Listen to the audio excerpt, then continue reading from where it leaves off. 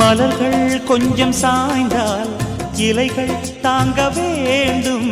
மங்கை கொஞ்சம் சாய்ந்தால் என் மார்பில் தாங்க வேண்டும்.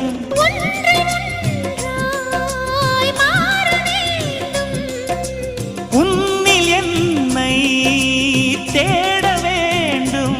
எப்போதும் இடைவிடாமலும் நகப்படாமலும் கட்டில் பூவை நீ கையாள வேண்டும். காதல் இல்லாதது ஒரு வாழ்க்கையாகுமா? கண்கள் இல்லாமலே ஒரு காட்சி தோன்றுமா?